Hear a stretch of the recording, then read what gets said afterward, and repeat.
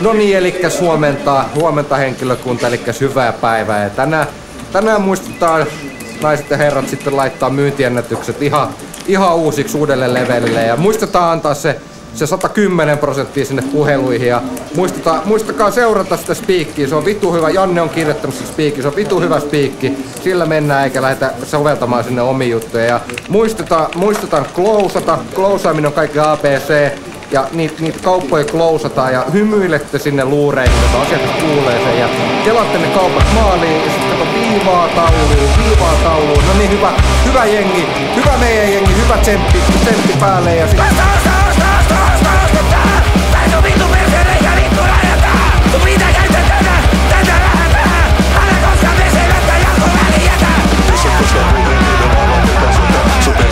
Kasvaa kilokaupan perunoita. Ja jos et koskaan puhe niiden alla ketään sota, on kaikki ihmistä suskettelee ulos sinä kuita.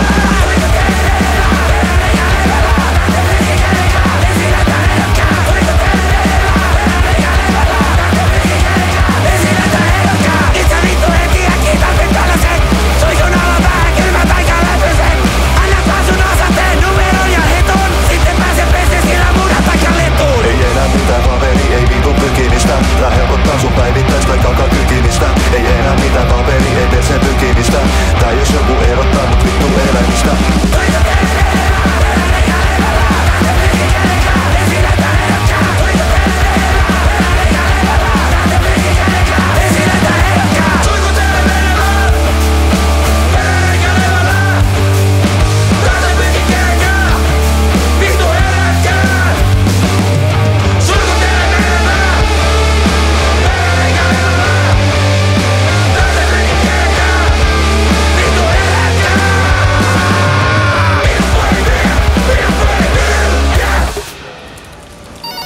No niin, eli oli hyvä myyntipäivä, paljon tuli viivaa tauluun ja Joonaskin sai sen mörön pois sieltä vintillä sitten viime puhelulla. Hyvä, annetaan pienet tsempit ja hyvä.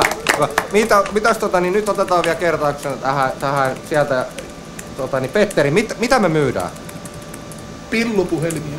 Mitä? Pillupuhelimia. Ei, jumala. Se on alapääsuihku. Se on alapääsuihku, eli... Haloo. Eli Joonas, kerros vielä, mikä se hieno nimi on sille? Se on pidesuihku. Kuunnelkaa. Pidesuihku. Pide. Hyvä. No niin, ja huomenna uudestaan. Tsemppi.